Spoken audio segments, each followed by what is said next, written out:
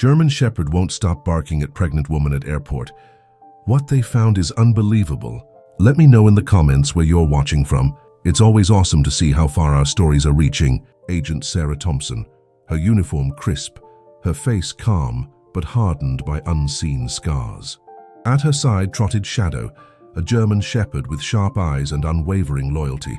Sarah hadn't known a single day of peace since the death of Atlas, her previous canine partner, killed during a covert operation gone wrong.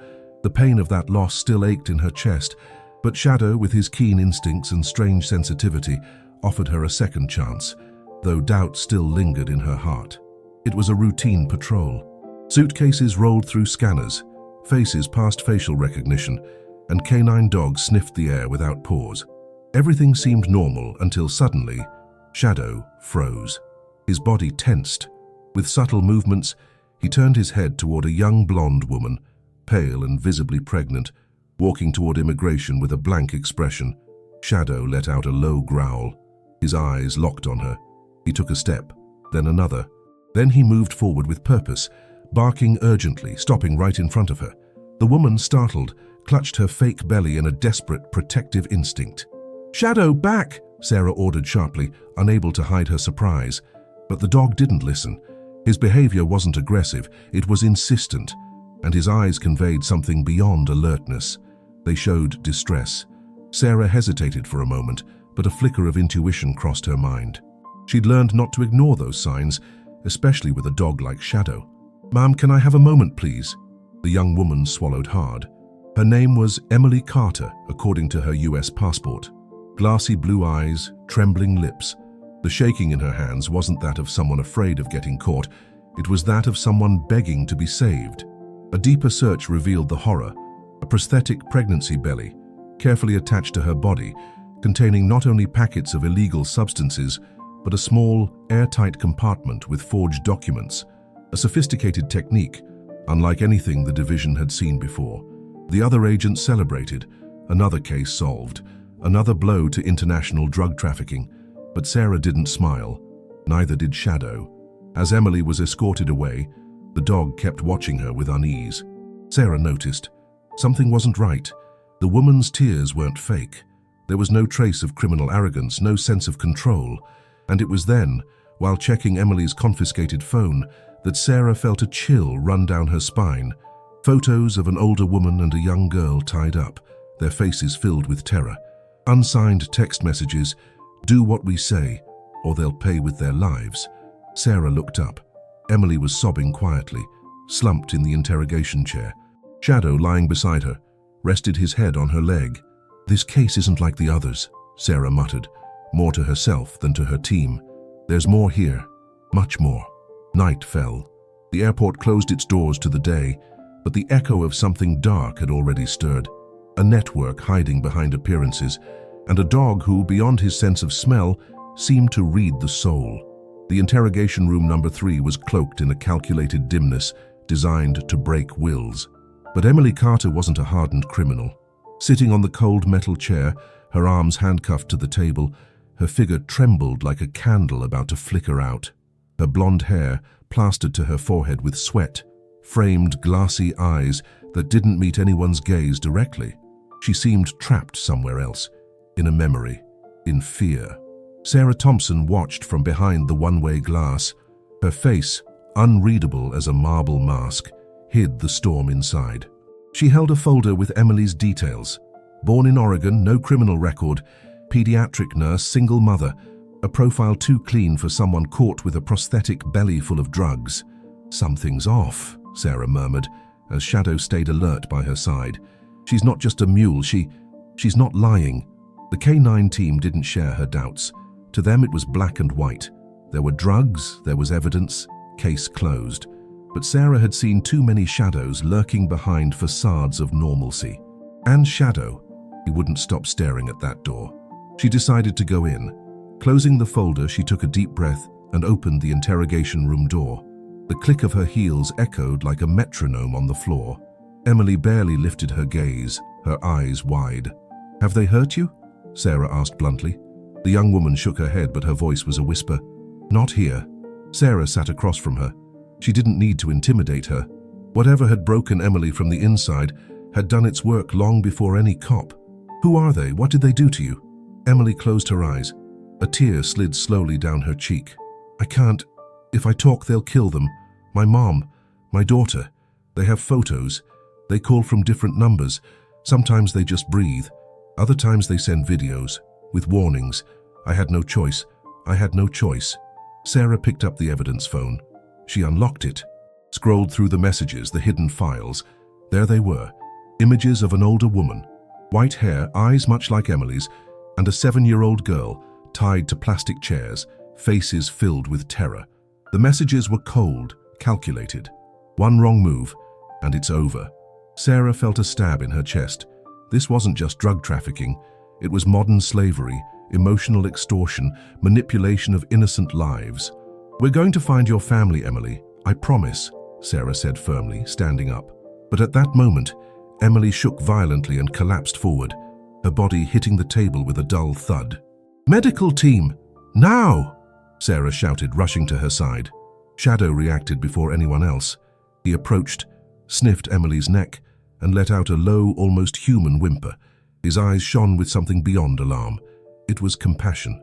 Paramedics rushed in. Sarah didn't step back. A quick analysis revealed traces of a sedative in her system, something injected recently. Someone had made sure Emily couldn't say too much, that she'd only get so far. As they transferred her to the detention infirmary, Sarah examined Emily's left arm. Beneath the skin, almost invisible, a tiny puncture mark. Chemical control, pharmacological submission. This wasn't a drug operation. It was a system of absolute control. Sarah stepped back, clenching her fists. She knew she was facing something much bigger. Meanwhile, in the hallway outside, a man in a grey suit watched from a distance. His face was ordinary, his expression harmless, but in his ear, a discreet earpiece buzzed. He dialed a number. The nurse talked more than she was allowed. Activate cleanup protocol. He hung up, vanished into the crowd. Sarah, unaware, had just opened a door she couldn't close. The smell of disinfectant hung in the air of the Federal Detention Center's medical ward. The room was lit by a single overhead lamp, casting a harsh white light over Emily Carter's unconscious form. Her body, fragile on the gurney, looked like an abandoned doll. Machines beeped softly, marking a faint but steady, vital rhythm. Sarah Thompson stood in the corner, arms crossed, jaw tight. An IV dripped slowly into Emily's arm. Shadow, lying at the foot of the gurney, watched without blinking, ears up, body fully alert. The silence was heavy, as if even time refused to move forward. Tests confirmed slow-release sedatives, the duty doctor reported. A middle-aged man with short grey hair and a northern accent. This isn't street stuff. It's from a controlled lab. Highly controlled. Sarah nodded, but didn't reply. Her eyes were fixed on the patient. Emily's face, even in sleep, showed pain. Something broken in her. Something no one had tried to fix. When Emily finally opened her eyes, it was as if she were waking from a nightmare. She sat up abruptly, breathing in gasps until her gaze met Sarah's, then dropped to Shadow. He doesn't leave me, she murmured, her voice barely a thread. He won't, Sarah replied calmly. He knew you weren't the enemy. He knew from the start. Emily swallowed hard. She tried to move, but her legs wouldn't respond. They injected me at the southern border. I don't know what it was. I just woke up in different places, sometimes with memories, sometimes without. They told me I had to obey, that if I stepped out of line, they'd kill Jessica and my daughter. Sarah sat beside her. She'd shed her tactical jacket, wearing only a white shirt rolled up at the sleeves, stained with dried coffee and built-up tension. Who were they? Did you see them? Emily hesitated. Her lips trembled, but she finally nodded. I never saw them directly. They wore masks, distorted voices. But there was one, a man with a British accent. They called him the Director. He never showed himself, but everyone feared him. He designed the plan, said no one would suspect a pregnant woman, that my profile was perfect. Nurse, mother, no record. No one would check me. She paused, squeezing her eyes shut as if trying to force the memories out. But it wasn't just drugs, no. On another test run, they made me carry papers, documents, IDs, passports. They told me it wasn't my business, not to look, but I did. They were girls and teens, European, American, all blonde, like me, Like my daughter, Sarah felt a wave of nausea mixed with rage, human trafficking, fake identities, a network disguised under cold, efficient logistics. Where did this happen? At the border, not the official one. A hangar, in the middle of nowhere. They drugged me before every trip. I'd wake up in different airports. I don't know how or when. I just knew I had to follow orders and smile and pass. Shadow let out a soft whimper. He stood and rested his head on Emily's leg. She petted him clumsily, as if she'd forgotten how to touch something without it hurting. "I'm sorry," she whispered suddenly, looking up at Sarah. "I know it looks like I helped them. I know I don't deserve forgiveness, but they used me. They turned me into something I never wanted to be." Sarah leaned closer. She gently took Emily's forearm, but her gaze was steady. "You're not alone. Not anymore. But I need you to tell me everything. Because if this network is still running, your sister, your daughter, they're in danger. And so are many others." Emily nodded. Another tear rolled down her cheek. "There's a list. I don't have it. But Jessica knew something. She overheard conversations. She recorded me. She's hiding. She's the one who convinced me to turn myself in. But if they find her..." Sarah was already on her feet. She keyed a number into her radio. "Get the cyber unit in here. And Interpol." This just went to a whole new level. Shadow barked softly. Sarah looked at him and nodded. They were stepping into dangerous territory. But for the first time, they had a confession. And a door cracked open to the darkest corners of international crime. Dawn had fallen over a major East Coast city with a fine, persistent rain that tapped the windows of the federal hospital like a restless whisper. In room 416, Emily Carter slept under controlled sedation, hooked to monitors that pulsed steadily, surrounded by armed guards and specialized medical staff. Sarah Thompson stayed awake in a chair by the door, her uniform half unbuttoned, her gun under her elbow, and Shadow lying at her feet, his muzzle alert, ears up. They'd moved Emily hours earlier for security reasons, after new information reached the FBI, suggesting a possible leak within the precinct itself. Still, Sarah knew the hospital was only an illusion of safety, and Shadow did too. It was 3:12 a.m. when the dog stood without a sound. His breathing shifted. He looked at the window, then the door. A low growl rumbled from his throat. Sarah noticed instantly and got to her feet. "What's wrong, boy?" Shadow crept toward the door, sniffing with surgical precision. Suddenly he stopped. He growled louder. "Something's not right," Sarah said, drawing her weapon and activating the comm on her wrist. "Delta team, check the north perimeter." Shadows picked up a presence. No response. Silence. Sarah tensed. Her instincts flared like fire in her blood. Then it hit. A muffled, contained explosion shook the floor. Lights flickered. The hallway plunged into darkness. A distant alarm blared. Voices shouted, footsteps pounded. And then, the sound of silenced gunshots. Sarah spun toward Emily, still asleep. "Wake up! We've got to move!" She shook her gently but urgently. Emily opened her eyes, confused, but seeing Sarah's pale, determined face, she understood danger had arrived. Shadow barked loudly and lunged toward the door. 3 masked men, dressed as medical staff, appeared armed at the far end of the hallway. One glanced into the room. Sarah fired, one shot clean. The first attacker dropped, the other 2 scattered. "Move! Emily, get down!" Sarah shielded her with her body as Shadow shot into the hallway like an arrow. A fierce growl and a choked scream confirmed he'd sunk his teeth into flesh. A second shot rang out. Sarah felt the burn in her left shoulder. She fell to her knees but didn't drop her gun. She fired again. The second attacker collapsed, hit in the leg.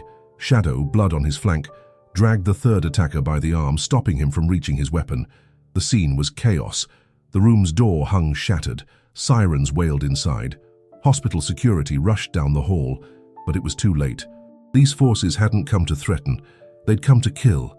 Sarah leaned against the wall, bleeding, as Emily crouched beside her, trembling. "You're hurt." "Doesn't matter," Sarah gasped. "Are you okay?" "Thanks to you. And him." Shadow limped over. A deep gash in his right leg stained his fur dark red. But his gaze stayed steady, loyal, unbreakable. Sarah stroked his head. "Good job, partner. Good job." Minutes later, FBI reinforcements secured the area. The hospital was evacuated.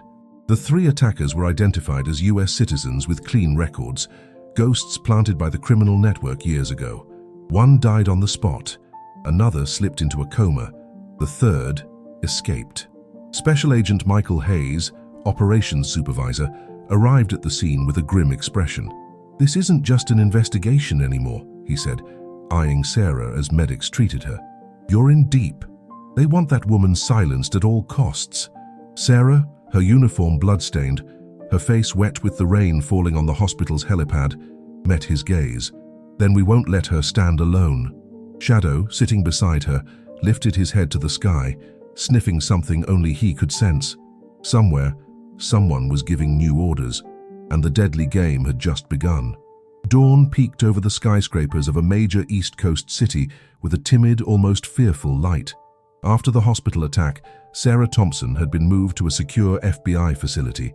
Her shoulder bandaged, her expression hardened. Shadow, his back leg wrapped, slept at her feet, though his steady breathing showed he was still alert. Emily Carter, seated by the window, held a mug of hot tea, but didn't drink it. She stared at the horizon, as if she could find an answer there or maybe a trace of her sister. Suddenly, a metallic sound echoed at the entrance. The door opened. An agent let in a young woman of medium height, ash-blonde hair tied in a tight braid, wearing a long coat and the face of someone who'd been running too long. It was Jessica Carter. "Jessica!" Emily cried, standing, her eyes brimming with tears. The two sisters embraced tightly, a timeless moment of relief amid the chaos. Sarah stood slowly, letting their reunion speak for itself. Jessica didn't waste time. She pulled a small external drive from her backpack, wrapped in cloth to protect it from moisture. "This is what I've got. Recordings, videos, audio. I took huge risks, so many, but I knew if something happened to me, this had to reach someone." Sarah plugged the drive into a portable monitor. The footage started rolling. An elegant boardroom, white marble walls, soft lighting. In the center, a long glass table. Around it, men and women in designer suits. At the head of the table, a man with light brown hair, a charismatic smile, and empty eyes. "Who is he?" Sarah asked. "James," Jessica said, her voice ice cold. "James Bennett, owner of the Bright Future Foundation, hosts charity events, scholarships for orphaned girls, aid centers for displaced women. It's a sham. Every project is a front for his trafficking routes." The recording continued. Coded conversations. Keywords. Shipments, transit numbers, silence protocols. Sarah amplified the sound. The screen showed names, photos, codes, and among them, 1. Sophie Carter, age, 18, blonde hair, nationality, American. Status, scheduled for transit, 24 hours. Emily felt her world collapse. "No, it can't be." Jessica took her hand. "It's true, they took her a week ago. They hid it from me. But I intercepted part of the file. She's still alive. They're moving her tonight." Sarah stood abruptly. She looked at Shadow, now awake, as if he understood everything. Time was running out and fast. "Do you know where they're leaving from?" she asked. Jessica nodded. "From a major port on the East Coast, Warehouse 47B. They don't use planes for the delicate transfers. They prefer shipping containers, disguised as humanitarian cargo." Sarah started typing codes into her phone. Her network of Interpol contacts sprang into action like a covert machine. "Any idea how many people are in there?"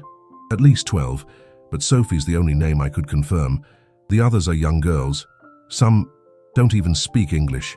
Sarah clenched her teeth. Her shoulder throbbed. Her resolve didn't. "We're getting them out." "How?" Emily asked. "You're hurt. Shadow is too. And these people, they don't forgive." Sarah met her eyes, unflinching. "Exactly. Because they don't forgive. Neither do we." At that moment, a faint sound came from the device. A new recording. A male voice, unmistakably British. "The pieces are in place. The shipment leaves at 23 Sue. Any interference will be eliminated." Jessica shut off the monitor. "That's the man they call the director. The real leader. James is just the pretty face, but he's the brains." Sarah walked to a map of the port pinned to the wall. She marked the access route, the blind spots. Her eyes burned with contained fire. "We'll need air support, ground infiltration, and Shadow with microtransmitters. If he goes in first, he can lead us to the victims." Emily stepped forward. "I'm coming with you." Sarah shook her head. "No, I need you to protect Jessica. If something happens to me, You have to keep this going. Emily looked at her. No longer a victim, but a woman ready to change her fate. Then promise me you'll bring Sophie back. Sarah didn't answer with words. She knelt beside Shadow, stroking his neck. One more, partner. Just one more. He tilted his head, as if he knew the next step would be their most dangerous yet. The clock read 7:47 p.m. The countdown had begun. Night settled over a major port on the east coast like a sleeping beast. Motionless cranes loomed like iron giants on guard, and the shipping containers formed a soulless maze, where footsteps echoed and faded among the whistling wind. From a high vantage point, Sarah Thompson scanned Warehouse 47B through thermal binoculars. She wore a dark tactical suit, her left arm limited by a brace, but her gaze was sharp as a blade. Beside her, Shadow wore a special harness fitted with microtransmitters and a night vision camera on his back. "We've got 5 minutes to get in before they move the cargo," Sarah murmured into her comm. "There won't be a second chance." Across the channel, a rapid response unit awaited her signal. Among them were 2 Interpol agents and a covert rescue specialist. The plan was simple but risky. Infiltrate Shadow through the ventilation system, use his hearing to locate the victims, and signal their exact position. Sarah and the agents would enter from the side, neutralizing security. "Ready, partner?" Sarah crouched beside Shadow, adjusting his device. The dog didn't bark. He lowered his head, focused, and bolted toward the access duct, his silhouette vanishing into the shadows like a specter with a purpose. On the portable monitor, Shadow's camera feed streamed live. Dark tunnels, narrow corridors, abandoned machinery, until suddenly he stopped. His ears perked up. A sound, inaudible to human ears, echoed from inside a sealed container. Sarah held her breath. He found them. The signal flickered. Shadow circled the container. Through the camera, a sliver of faint light leaked from a crack. Inside, a pale figure moved. Blonde hair, bound, lips cracked. Sophie Carter. Confirmed. It's her. "Let's move." Sarah advanced through the shadows. Pain stabbed her shoulder like a knife, but she didn't stop. The tactical team fanned out. 3 entry points. One goal: dismantle the network. A gunshot shattered the silence. Sarah ducked instinctively. The warehouse lights snapped on, blindingly bright. An ambush. From an inner balcony, James Bennett appeared, dressed in a midnight blue suit, his elegance unshaken. Beside him stood an older man, thin, with sharp features and grey eyes. The British accent in his voice chilled the air. "What a disappointment, Agent Thompson," he said. "I didn't think you'd get this far." Sarah looked up, showing no fear. "You haven't seen the worst yet." Then Shadow's hidden alarm triggered. A short beep. The signal. Sarah fired at one of the container's locks. The door creaked open with a rusty groan. Inside, 8 girls and teens trembled in fear, Sophie among them. Shadow positioned himself between them and the armed men descending. Chaos erupted. Crossfire, shouts, smoke. Sarah dove into the warehouse's center, shielding Sophie with her body while taking out 2 guards with precise shots. An Interpol agent was hit, but kept covering the rear. James tried to escape via a side staircase, but Shadow, bleeding again from his front leg, raced like an arrow, leaped and tackled him. They tumbled across the floor. James screamed. Shadow clamped his jaw on his arm, stopping him from reaching a dropped pistol. Sarah approached, gun raised. "This is for Atlas." James looked up, his smile bloody. "You'll never win, there are more. So many more." Sarah didn't reply. She cuffed him. The man with the British accent, the director, was gone. He'd slipped into the shadows. The girls were evacuated. Sophie ran to her sister, tears streaming. "I thought I'd never get out." "Shh, it's over. You're safe," Emily whispered, holding her tightly. Hours later at FBI headquarters, Sarah reviewed footage recovered from the warehouse's internal system. Shadow lay on a veterinary stretcher, receiving emergency care. His gaze, even under sedation, sought his partner's. Sarah approached and stroked his head. "Rest, hero, you did it again." The federal courthouse in the downtown of a major East Coast city dawned under a gray sky, heavy with clouds threatening rain, as if the weather mirrored the day's wait. The building's steps, flanked by towering columns, swarmed with cameras, reporters, and protesters. Some demanded justice. Others, hooded and discreet, watched from afar, as if hoping it would all collapse. Inside, the mood was different, tense, solemn, almost ritualistic. Courtroom 3B had been sealed for the trial of James Bennett, formally charged with human trafficking, international drug smuggling, corruption, and document forgery across multiple countries. It was the first time such robust evidence had been presented against a multinational network disguised as a charity. The case drew global attention. Sarah Thompson sat in the front row of the hearing, dressed in a discreet dark suit. Her arm was still in a sling, but her gaze was steady. To her right, Emily Carter, with Sophie and Jessica beside her, watched in silence. Emily's eyes held tension but also dignity. She was no longer a hidden victim. She was a key witness. Shadow, still recovering, was present under special authorization. Lying quietly beside Sarah, he wore a K9 vest. Some in the room whispered as they saw him. This dog had saved lives. But Shadow didn't seek glory. His eyes stayed fixed on the defendant. James Bennett entered, escorted by 2 agents. He wore a light suit, his hair flawless, his face calm. He held his head high, as if he was still a respectable man. But his eyes, they no longer hid his desperation. Judge William Carter, known for his stern and neutral demeanor, opened the session. "Today we don't judge just one man," he said, each word heavy with surgical precision. "We judge a system that hid for years behind honorable institutions, a system that, with a smiling face, devoured the most vulnerable." The first hours focused on technical evidence, warehouse camera footage, financial transfer records, statements from protected witnesses. Then came Jessica's recordings. The director's voice echoed in the room, unsettling everyone, an invisible predator still at large.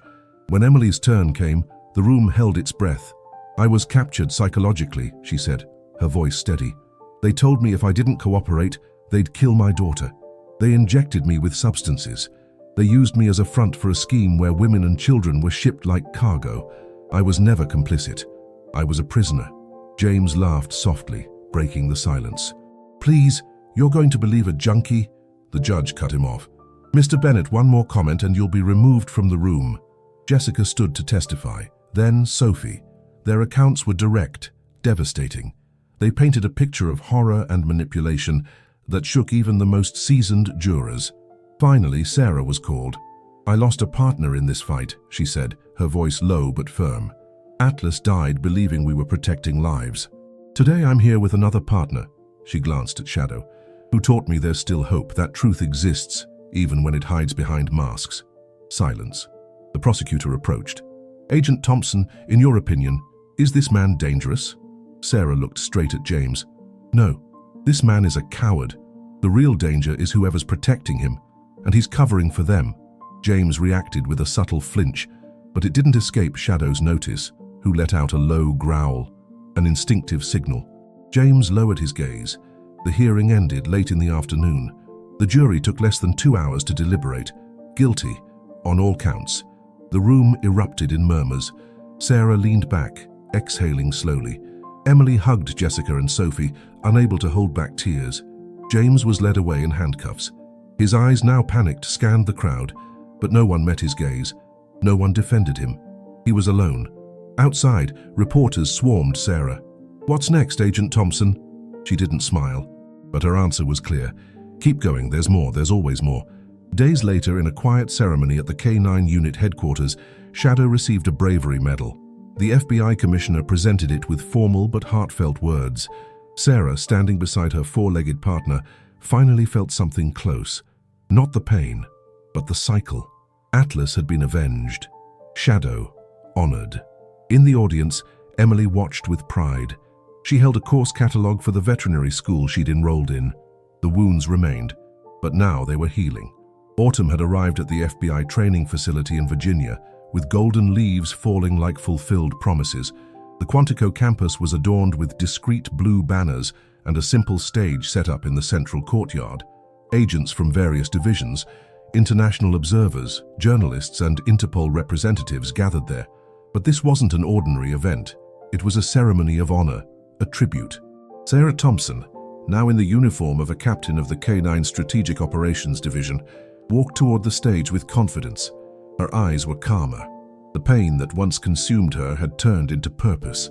Beside her, Shadow moved with dignity, despite a faint scar on his front leg.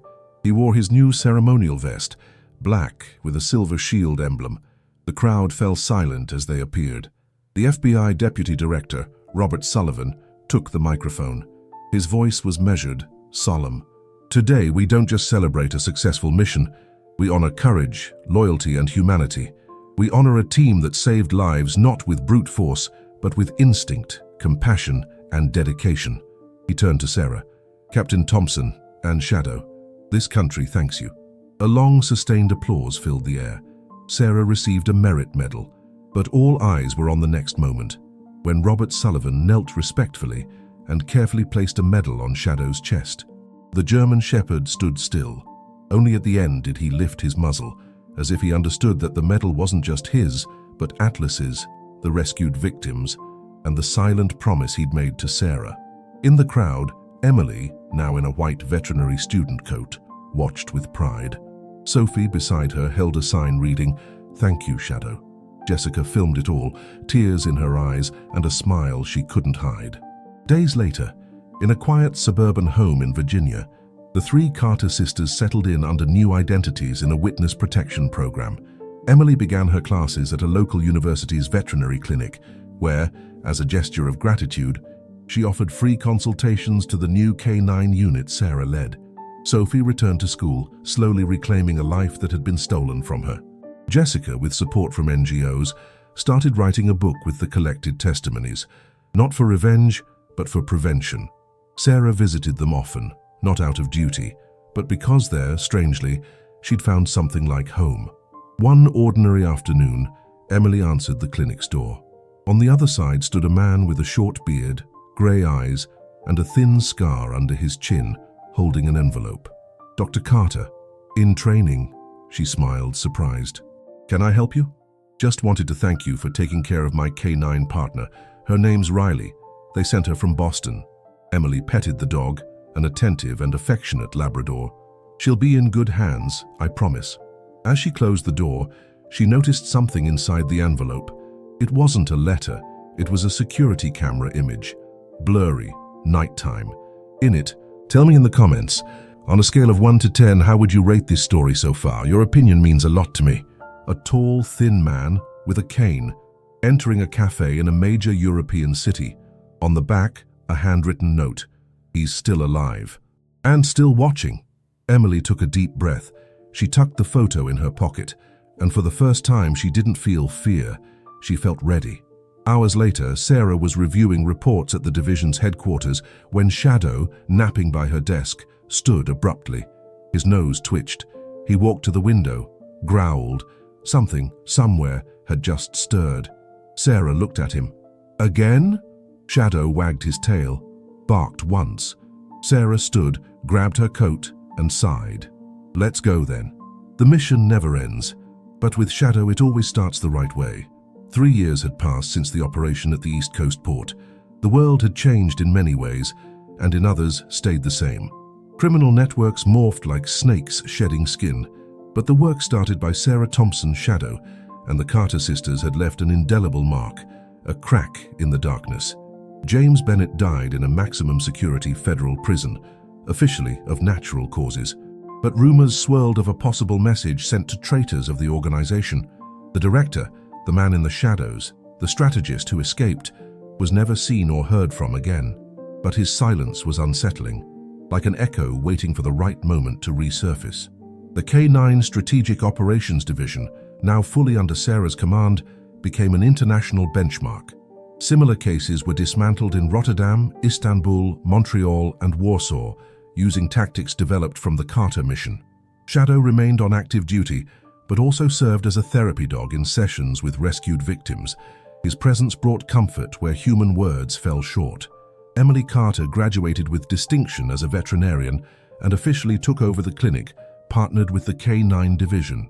She became a visible advocate in the fight against human trafficking, giving lectures and working with rehabilitation programs. Her daughter, once kept in absolute secrecy, now lived freely, attended school, and believed in heroes, especially the four-legged kind. Jessica became an investigative journalist under a pseudonym.